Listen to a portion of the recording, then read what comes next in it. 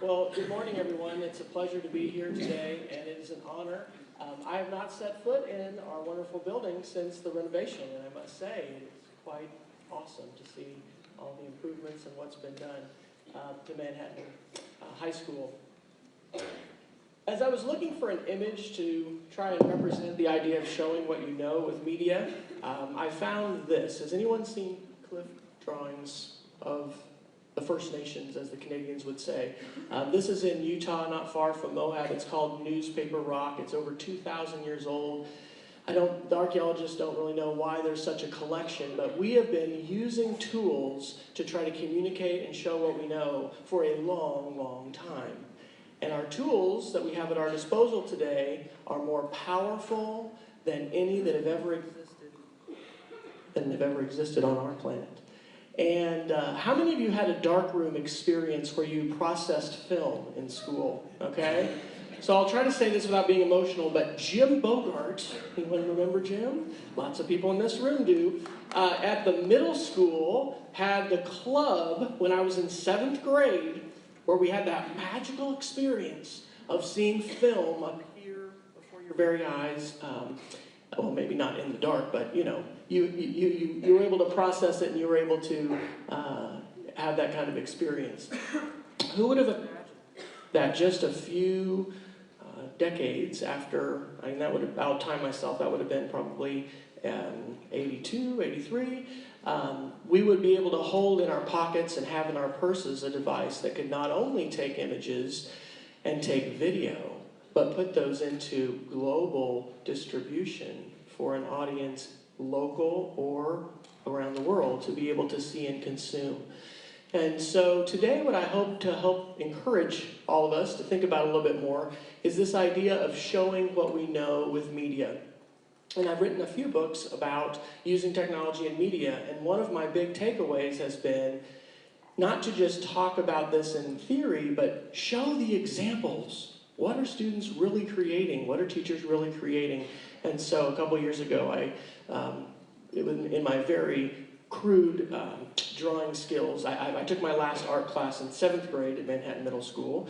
I'm not sure exactly why most children tend to stop drawing art spontaneously, around adolescence or, about the end of elementary school. But that's okay. It's about communication, not about art perfection. And these are 12 different products that we can create, and I'll be talking about some of those today, and then also in the breakout sessions as well. So, sharing is caring. And I think that Felix, to wrap us up today, is going to talk a lot more about sharing. But how many of you, just by a show of hands, have been the beneficiaries of a shared lesson plan? I'm not talking about technology, I'm talking about someone who shared a lesson plan with you. I think we all are beneficiaries of sharing. And digital sharing is something that's relatively new. That's a relative term itself.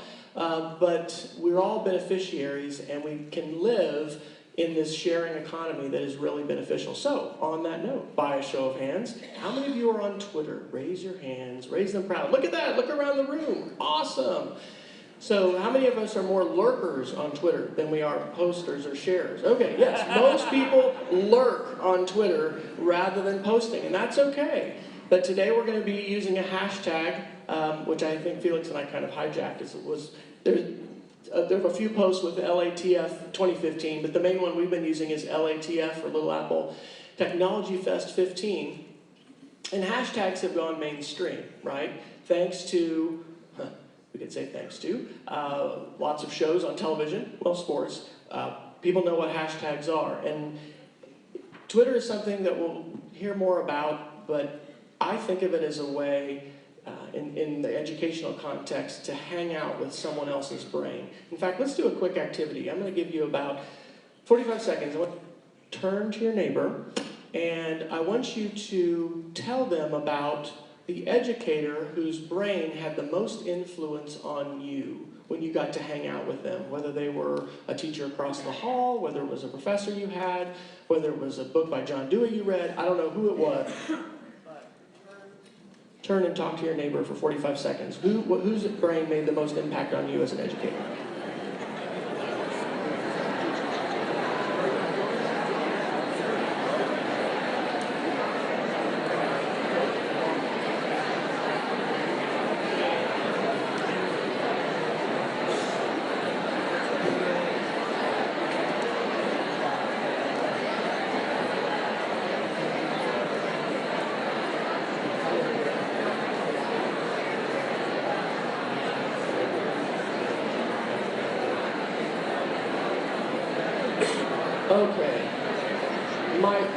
signal in my classroom is my hand up. Now, what we can also do is, I know there's primary teachers in the audience, and we can do some claps, and we can do some rhythms. You know, there's nothing like primary teachers to have good strategies.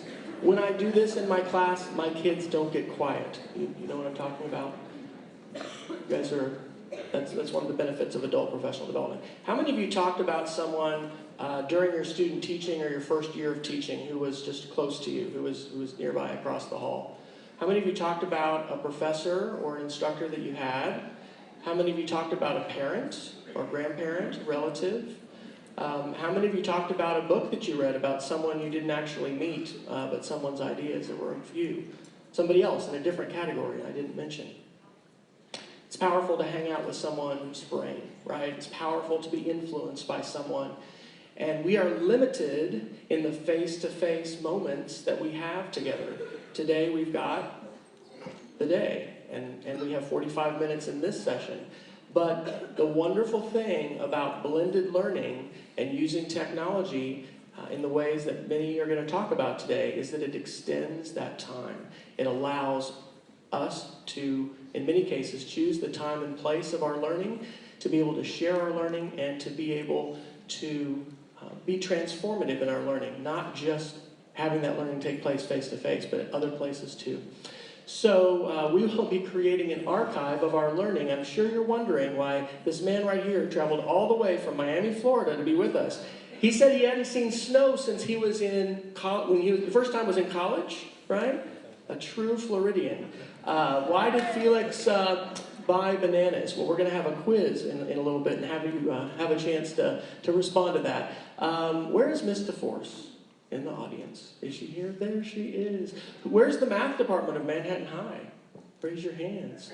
So how awesome, as I was just kind of checking out stuff for Manhattan High, I found, follow me for geometry and algebra 3 reminders. Stuck on a problem? Tweet questions to me. And here we've got indiansmath.com, an effort I understand that started this year to put curriculum and contact information and resources online for students who are taking math here. Where's Mr. Wickman? My calculus teacher. He came up a little while ago. How awesome that he's here. I told him my son, who's now a junior, is taking calculus, and so Mr. Wickman set a good trajectory for many students here at Manhattan High. How many of you feel today, with respect to technology, a little bit overwhelmed or scared? Will you admit this? Okay, the easiest thing for any of us to do today is to increase those feelings, right? Because we live in overwhelming times. You know, how quickly did it take for the CD to change over to MP3? It took a while. You know, how quick did Netflix become the busiest website on the entire internet? Has anybody else cut cable and you're going Netflix only? You know, things are changing really quickly. And so what I want to encourage you to do today is put those aside. Because in addition to all the technology stuff, we have all the political stuff, right? And I'm not going to go there. But there's a lot of things that we're concerned about, and politicians have used fear as a stick to try to get us to act for a long time. So here's what I'm going to say. We are all on an exciting journey of learning. Every one of us is in a different place. Just like the kids who come into our room are in a different place with their reading, with their math, with their understanding of science, whatever it is that we're teaching. All of us are in a different place. But together, if we stick together and we share, that's the best place to be. Because we're going to continue to live, I predict, in very dynamic times. So, do you remember Saturday morning cartoons? Another 45-second activity. Turn to your neighbor, tell them your favorite cartoon from growing up. What do you remember about Saturday morning cartoons? Go.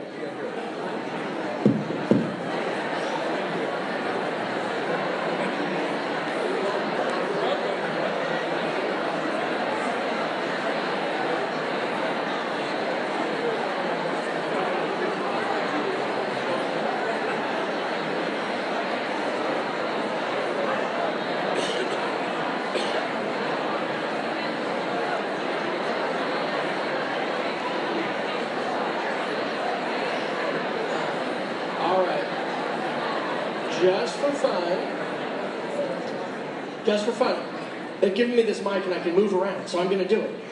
Just for fun, you got to say your name, where you teach and what, and your favorite Saturday morning cartoon. Can we start with you? Do you have one? I'm Carol Adams, and I'm over at the Ed Center. And I just said, my mother never let us watch Saturday morning cartoons, so I never had a favorite. We couldn't watch the Dukes of Hazzard and other shows either.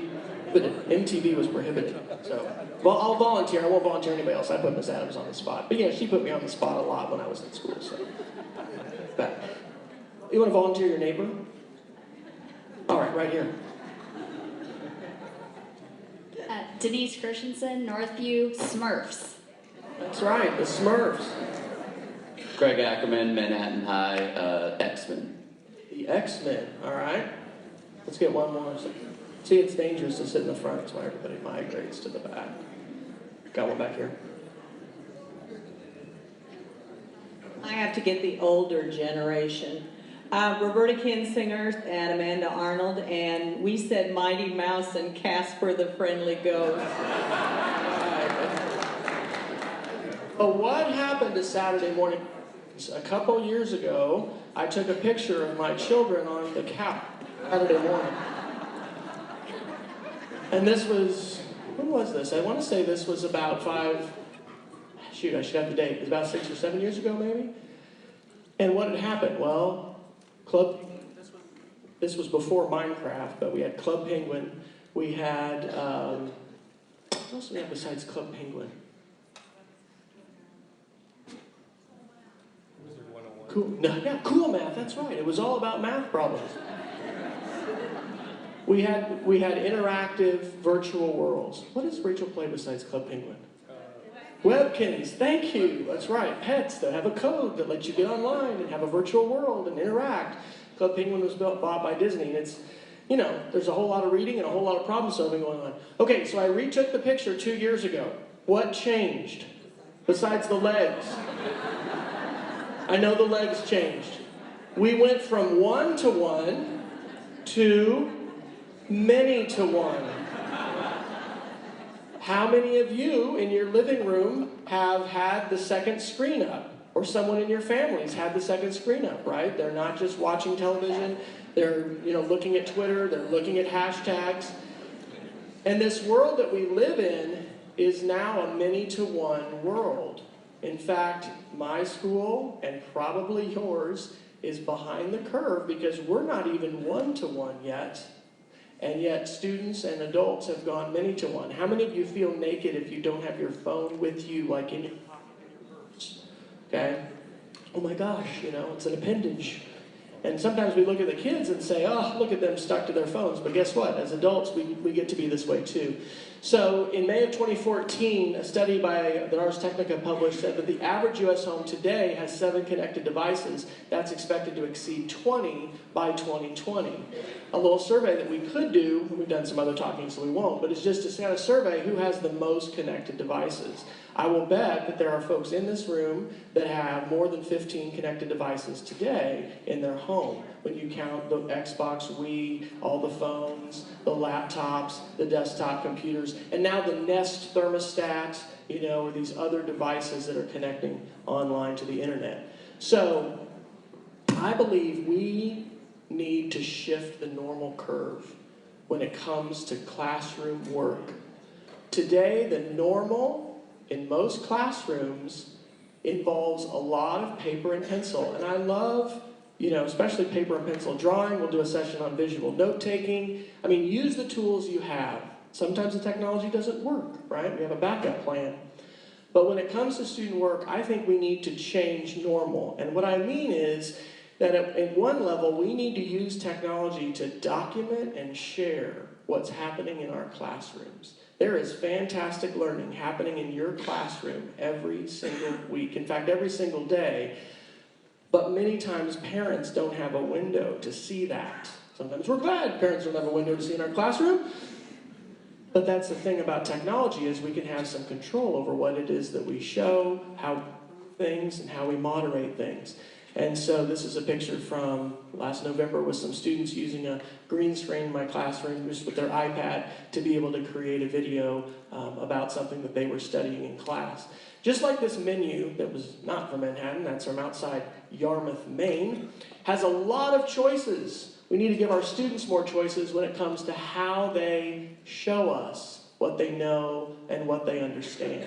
And so good old Bloom's taxonomy, which I'm sure all of us, studied at some point, was revised in 2001 to reflect creation as the act which can have a lot of these other skills. Yes, students need the lower level knowledge and understanding, but they also need to synthesize, they need to summarize, they need to analyze. And when they create something, when we have them ask this question, what are we creating today? Oftentimes we can engage them at a higher level in their cognitive thinking. So, I would like today to see and taste the fruit. And that's kind of how I think of media products. We're all kind of gardeners as teachers. That's a good metaphor. We're trying to prepare the conditions for learning. Can we force our kids to learn?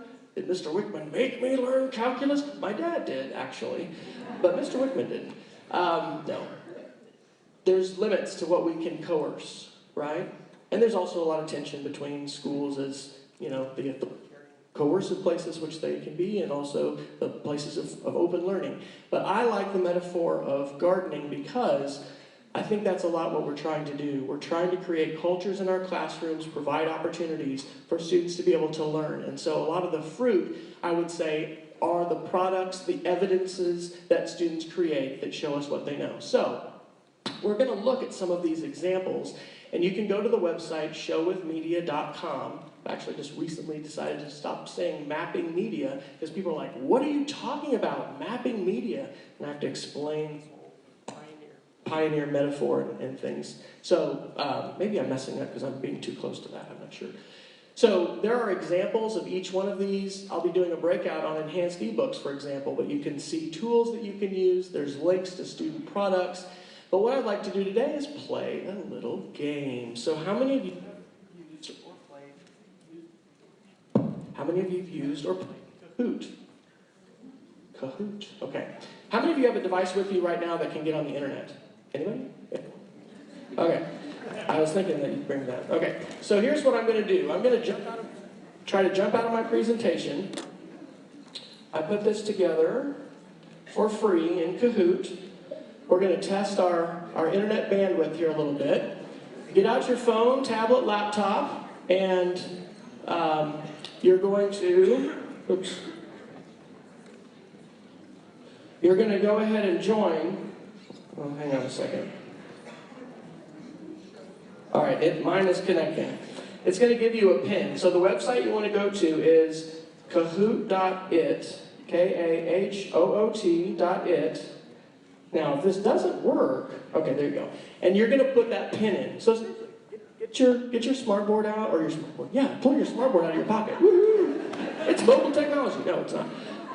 Get out your smartphone, your tablet, your laptop, and you're going to go to that link, no matter what device you have, kahoot.it, and you're going to put in this pin. Now, put in your first name, no offensive names. We're going to make your neighbor call you out if you use a name that's not very appropriate. Hey, and look at that, our audio works. AV folks, you guys rock.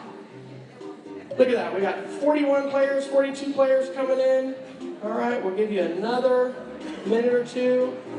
The Kahoot website says they've had up to 1,000 people doing this at once, but you really need fast internet, and I normally might plug in directly if we were going to do this. How many of you have used this in the classroom? Has anybody done a Kahoot before? Okay, cool.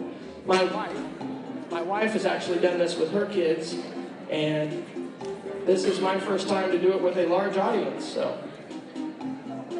to give you a little preparation, you're going to need some knowledge about Kansas State basketball.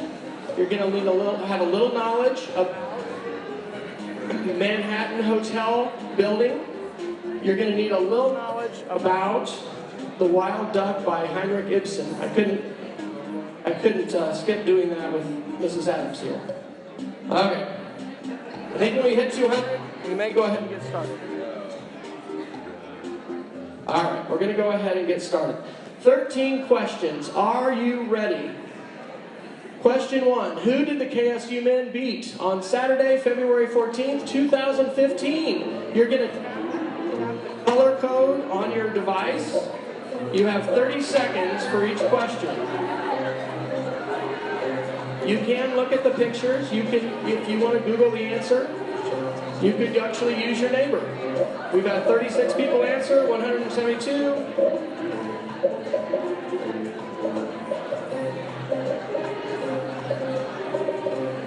Three seconds left. And time is up. Yes, the answer is Oklahoma. 154 of you got that right. Good job. All right. And I guess I have to click to go to the next question. All right, scoreboard. Where's JD? Harry, Chris? We got a lot of folks tied here, so all right, we won't have you raise your hand. All right, I'm starting off easy with you. I'll give you about 4 easy questions.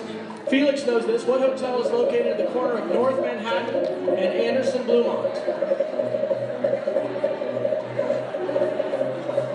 30 seconds may be too much time for this question. This is pretty cool. I'm glad this is working.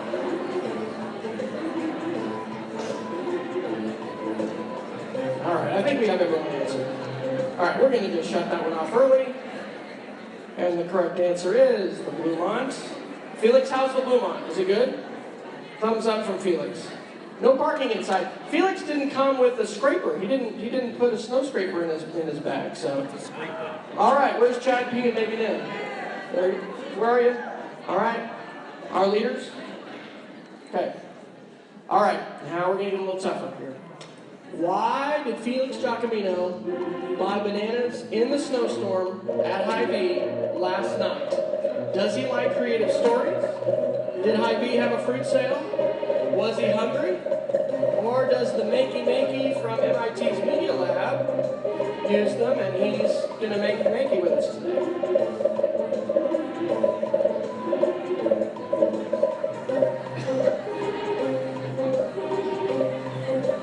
2 seconds to answer, and that's it. The correct answer is he likes creative stories, yes. And if you were on Twitter, I think you knew that because I tweeted that last night, so, all right. If you're on Twitter, you have a big advantage. Okay, how many of you have heard of Google Cardboard before? I have never heard of this until last night. It's virtual reality. So that's the cardboard virtual reality that Felix got. Did it cost him Did it cost $2,000, $200, $20, or $2? And here it is. That's a clue. Okay, so yeah, here's your clue. He just threw it to me, okay? Some special lenses here. You put your smartphone in, you launch the app, and you're in a virtual world. It's $20. $20. All right, 81 correct answers. All right, way to go, Ashley. CDAWG. Who's that? All right, here we go. When did YouTube celebrate its 10th birthday? Was it January 15th, 2014? January 15th, 2015? Was it Valentine's Day last year? Was it Valentine's Day this year? 10 years of YouTube. I remember when YouTube came out, I thought, how dumb is that? Just seeing a bunch of people on their webcam, who is ever going to want to see on that website?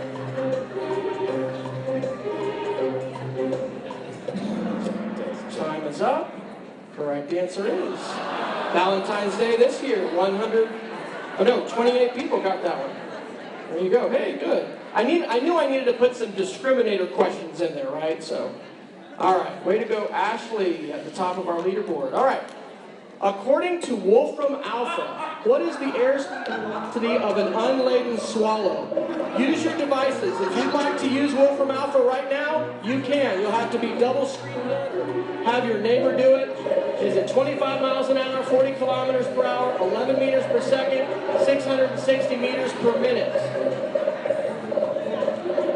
If you haven't used Wolfram Alpha, you need to check it out. 5 seconds.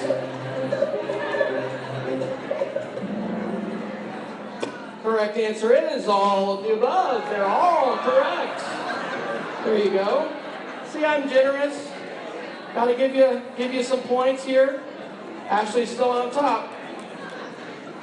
Okay, question 7. According to internet research in 2014, what is the most popular social networking site in the world? Is it Twitter? Is it Facebook? Is it YouTube? Is it LinkedIn?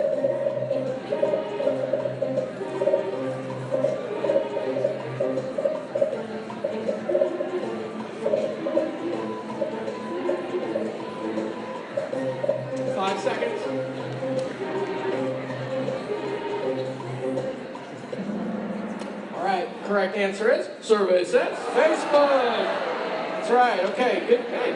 Number 2 is YouTube. Facebook is number 1. Okay. Way to go, Ashley. All right, here we go.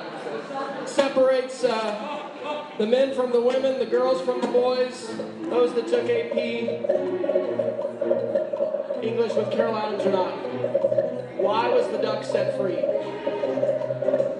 Come on, I know everybody remembers this. You remember everything from every book you read in senior English.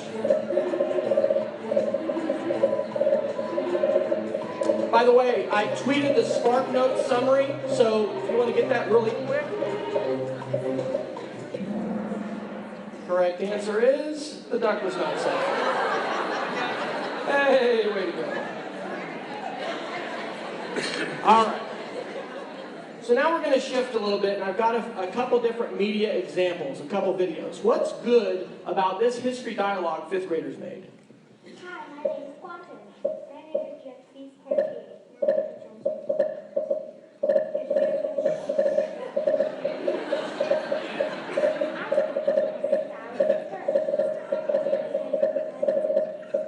Man, okay, that's kind of irritating. Sorry, I didn't realize I could do that. Can we boost the... How do I turn it off? All right, so I'll mute my audio for a moment and tell you that they were role-playing different characters, and they were recording with this app called Voice Record Pro. And some were Native Americans, some were colonists, and so they were voice recording. 44 seconds. All right.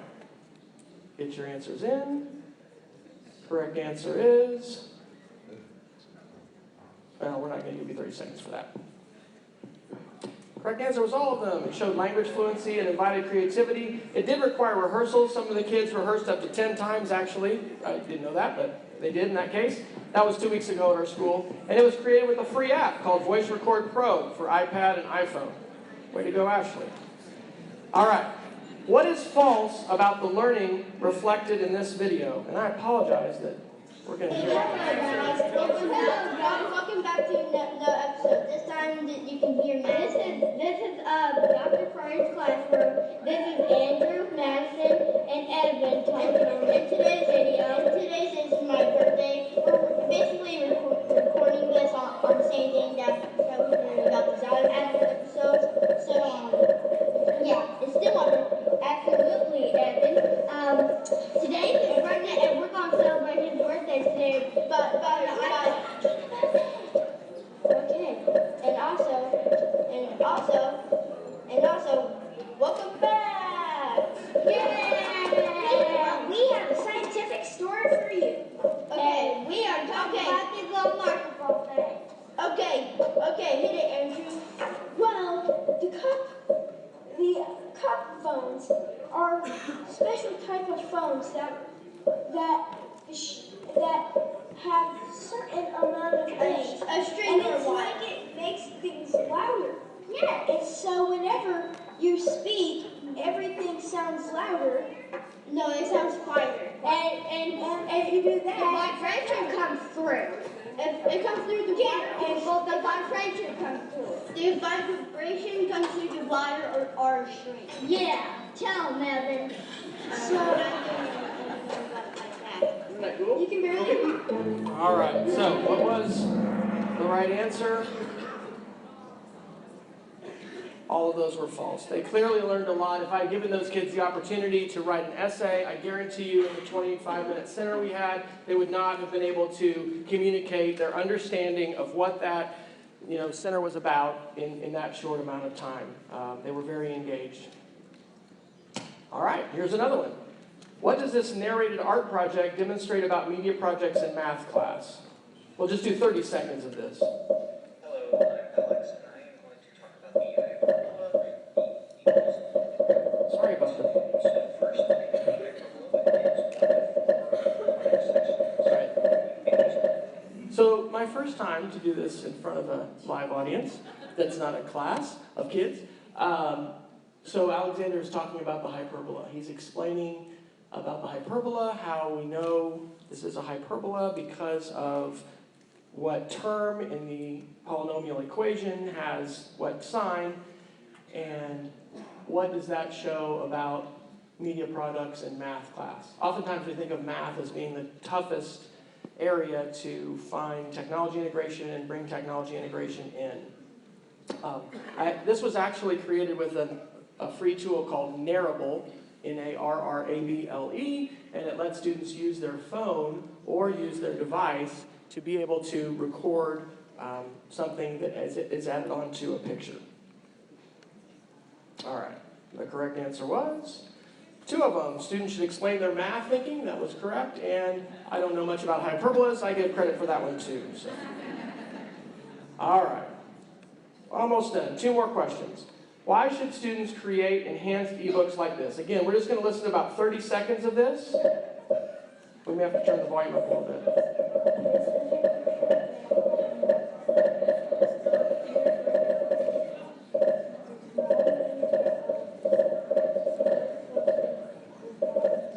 Again, I guess I'll give you a voiceover. 3rd grade class, this is my daughter's class 2 years ago. Kids all picked their favorite book.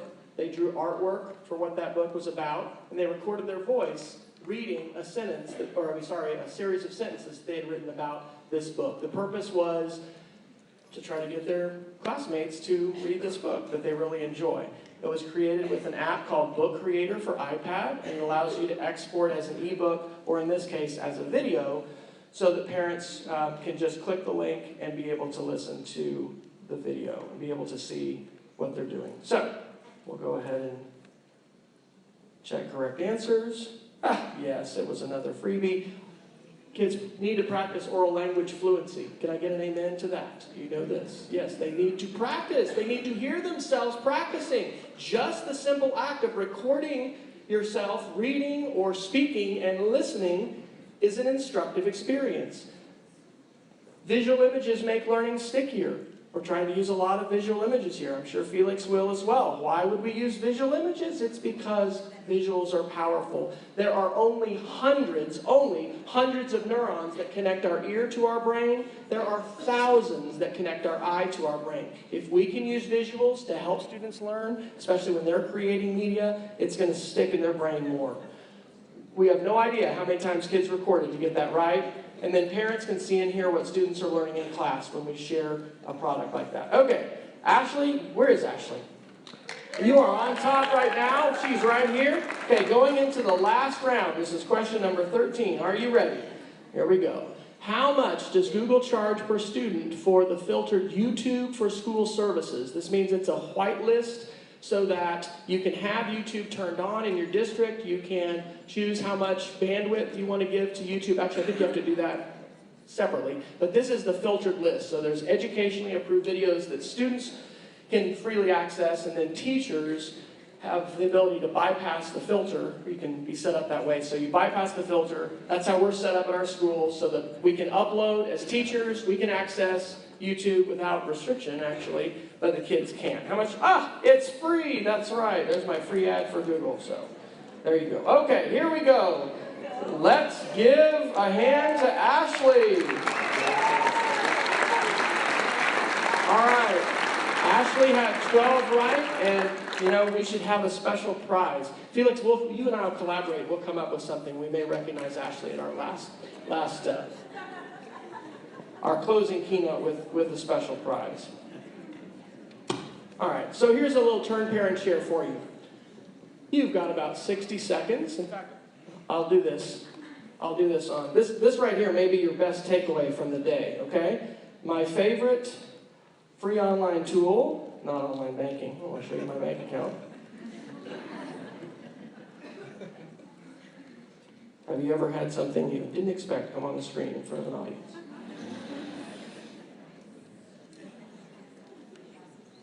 Okay, actually, yeah, that's right, I do have this. I bookmarked it. Isn't that good? That's not the one I wanted, though. Online-stopwatch.com. Yay! Okay, it doesn't require any special software. It's just in the browser. I'm going to give you 1 minute, and we'll have a bell that rings. Here's your question.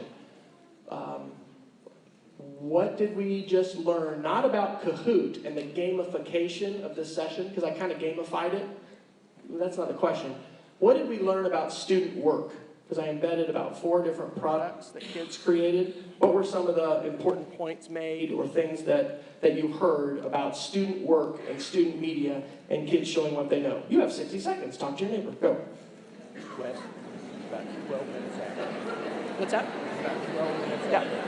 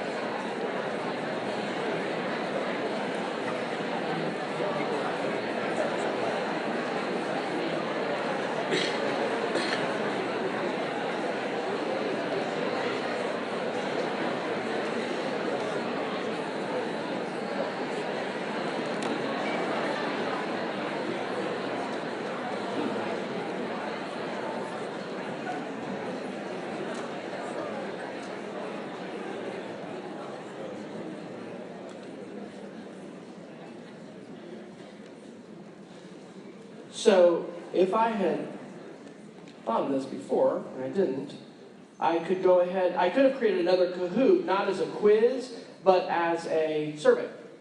And I could have asked you to respond open-ended to that question. Of course, open-ended responses are a little more risky with adolescents on a screen, and even adults sometimes, than closed answers. Look at that, Ashley Pryor. I'm going to favorite that. How is it that I just found Ashley Pryor and I can click on her and follow her on Twitter and I can add her to the list that I've started to build for Kansas educators? It's because she used the hashtag. How cool is that? And so remember, when you tweet using our hashtag, that collects or that aggregates tweets that people are sharing and allows us to go back and see those. And you know, even more important, I think, than going back to see the tweets is connecting to each other, right? Because that hanging out with each other, with the other brains, that's really the key. So, the playlist. How many of you have made a playlist on YouTube before? You all can log in and access YouTube, is that correct? Yes. Yay, that's great. How many years have you been able to do that? Months, okay. Yeah. That's great, right? That is a step forward. The district that my kids are in Oklahoma City, 2 years ago, for the first time, allowed teachers to access YouTube and allowed teachers to bypass the filter. These are good things, okay? It's a good thing to trust teachers to make professional decisions with digital content and digital media. And just as you are on a journey, your administration is on a journey. Your IT department is on a journey. There's not going to be one size fits all, but I will say this. Video is the language of our age. And every one of us needs to have access to not only bring video content into our room, but to be able to publish it and to be able to help students publish it. And yes, that needs to be a moderated thing. It's not a Wild West, hey everybody, let's just use up the bandwidth. Everyone turn on Netflix and lose all the bandwidth at your school pretty fast.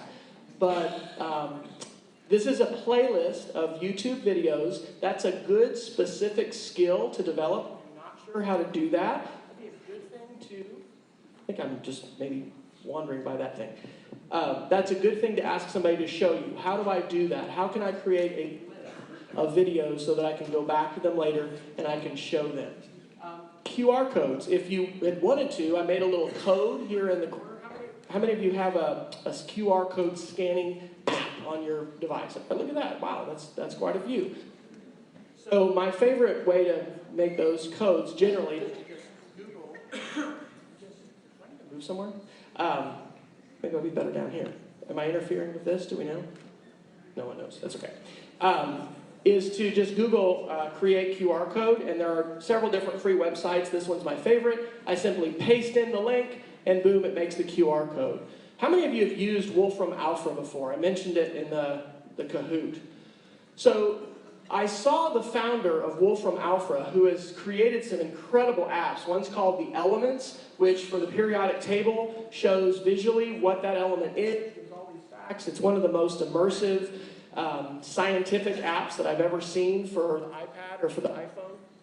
He invented this, and I saw him speak at a conference in Denver about 2 years ago, and maybe the microphone's going out. The microphone's out. I don't know.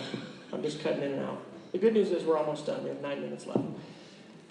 So the inventor of Wolfram Alpha said, maybe I need to stop moving. I'll be still. He wanted to redefine our relationship. He wanted to... Test. I have a new mic. You have a new mic, yes. Let's give our AV tech support a hand. Thank you. And this is just like it is in your classroom, right? You know, one thing's wrong, you know, immediately someone... They're there quickly, but this is awesome to have just in time. So he said that he wanted to redefine, his goal was to redefine our relationship to computation in the same way that Google has redefined our relationship to information access. Think about how Google has changed your life. Google is a verb. You Google things. Wolfram Alpha can access any of the computational information on the web, or not any of it, but a lot of it, for a question. For instance, compare Kansas State University and the University of Oklahoma. Well, immediately, we'll start to see not only qualitative comparisons, but quantitative. Okay? Local undergraduate students, international graduate students, total cost. Here's my interesting thing. What is the average net price for borrowing? OU is at $15,289 a year. K-State's at $14,352 a year. That was for 2010, 2011. Median loan payment after graduation. Interesting. There are all kinds of things we can do with that. Google Cardboard. Felix got me hooked last night. I'm going to have to order that. This is the website he went to, iamcardboard.com, $20. My new favorite voice recording app for iOS, for the iPad, iPhone, iPod Touch. Cost? $0. Voice Record Pro. And what's so exciting to me about this app, because there's different apps that will let you record, is this app actually lets us export as a video. Okay? The first video that you didn't hear, because you heard all the popping for the, people's responses coming in, was a recording that kids made in class, but it was exported as a video that had the time and date stamp on it. All right? Take 45 seconds and turn to your neighbor. Why would recording student dialogue, where we're not even recording, or we're not even putting a picture in, we're not even messing with that, just recording voices, why could that be a very positive thing to do in your classroom this week or next week or sometime soon? Okay? Turn to your neighbor. You have 45 seconds.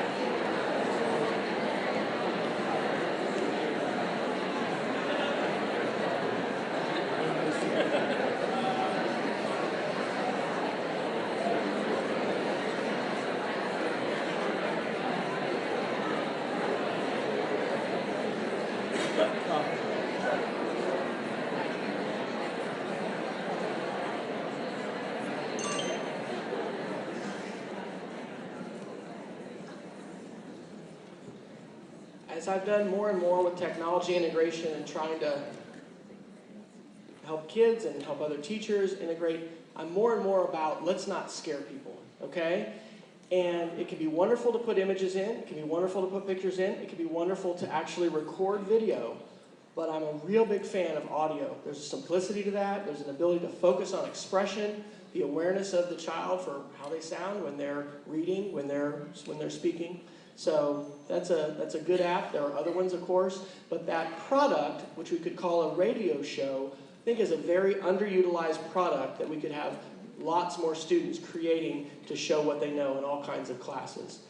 So if you'd like to access the slides for today, I shared all the slides I used on SlideShare for a free website that I use for that. You can go to my handouts wiki, which is wiki.westfriar.com, or just Google West Friar handouts. Here are a couple unabashed plugs. I would love to see you this summer at Kansas State for iPad Media Camp. I've been able to. Where's Cindy Danacun? Cindy, did you make it in the snow? There she is. Thanks to Cindy's help and collaboration with the College of Ed, the last 2 summers, we've shared this at K-State, and it's a 3-day workshop to create media products. We focus on slideshows and screencasts on the first day. The second day is quick edit video, and the third day is interactive writing and ebooks. Today should be a great day of learning, hopefully, for all of us. But many of the things we'll hear will be sort of at an awareness level. Oh, wow, you can do that. Oh, there's an app for that. In fact, I think somebody's doing a session on 500,000 apps in 50 minutes. Did I hear that rumor right? So that's good, because we need to become aware of possibilities. But I truly believe the most powerful professional development we do is when we get to be students and create and collaborate and work in a classroom where we can see how this really functions. And that's where I see the light bulb come on. It's where it comes on for me, and I see it come on for a lot of teachers. So we'll have the registration for that up within the next week. We've almost got that going. Thanks to University for Man last year, we were able to meet in their facilities, and we have gone through all the proper university power channels to do our online registration through K-State Global Campus. So we will be on campus this year. Last quick plug. Mrs. Adams had mentioned I've started a library of videos that are tutorials about how to create a lot of the media products to show what you know.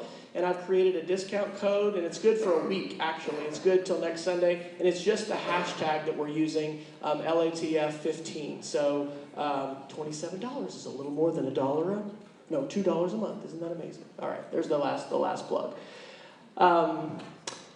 I think we need to redraw the map for literacy and for digital literacy. A few years ago, when I was teaching a graduate course at Wayland Baptist University when we lived in Lubbock, I used David Warlick's text, Redefining Literacy for the 21st Century. And so in my own work, this is a big part of my focus. I want to do what David encouraged me to do a decade ago, and that is help redefine literacy for a new generation where media is our platform, much more than simply printed text and printed pages. So as my friend Kevin Honeycutt would say, I'll try to bring this in for a landing. Any of Star Wars fans? I got my Star Wars tie on. My mom just ordered it. It's my first time to wear it. Okay, we're in a battle for hearts and minds in our classrooms, in our communities. There's a lot of people that wonder, why do you need to do it with technology? Why do you need to do anything different? It worked for me. It worked for my kids. It's going to work for my kids now. Why would we need anything new? We got folks that talk like that in Oklahoma. We don't have anybody like that here in Kansas. But we need to invite students to create to learn. That's my favorite hashtag, by the way. Create to learn. Why? Because we remember what we do. Have we read that somewhere? Yeah, there was a guy named John Dewey who talked a lot about education as experience and how we need to craft authentic experiences for kids. And creating things is one way that we can do that. Anybody a Harry Potter fan? Welcome to Harry Potter Day. Did you ever think you would have that magical device that would let you reach out and touch people in so many ways? Can we use our tools for evil and not for good? Yeah, and that's what the media amplifies the most, right? The fight video, the cafeteria, squabble. We've all heard these kinds of things, but we can use these tools for good and not for evil. And so here's my last story. My dad is actually here. And maybe 3 years ago, yeah, Dad, we're going to see your grades in 3rd grade. He pulled out this scrapbook out of our garage here in Manhattan. There's Dad in 3rd grade. Very cool. Powell, Wyoming. So here's Dad's report card that was in this scrapbook. And so we got some feedback. His teacher wrote, in the third 6 weeks, Tommy's been a little careless about forming some of his letters in his written work. I think he gets in a hurry. Now, if you've seen my dad's signature, you know that's very prophetic, actually. Dad could have been a doctor. But there wasn't any feedback written in the 2nd or 4th 6 weeks. For me, the original signatures of my grandparents are the coolest thing about that. But this report card makes me think, that was 1949. What should my youngest daughter, Rachel's report card in 5th grade look like right now? Now, I can't tell you exactly, but I can say it should include more media. It should include more artifacts that help us as parents understand where she's at. What does she understand? How can she communicate? Where is she with her fluency skills? And so my challenge to you is, number one, remember that we need to make stuff in school. Think of digital devices not just as places to access information. We can do that. But like Seymour Papert, think of it as an imagination machine. Think of it as a bridge to creativity for you and for your students. And at the next parent conference, maybe not for all your kids, but at least one child, I challenge you to have a media product, something that they've recorded, something they've made, that you can share with one parent. Okay? We can all do that, and that's going to help us move forward in this exciting world of technology. Embrace transformative learning with courage. It takes courage. We need to celebrate each other. We need to edify each other. We need to help each other, not get beaten down. And the tools we have in our pockets and our purses can be a part of that, as can the face-to-face communication that we have at events like today. So, thank you all so much, and I'll turn it over to Ms. Adams.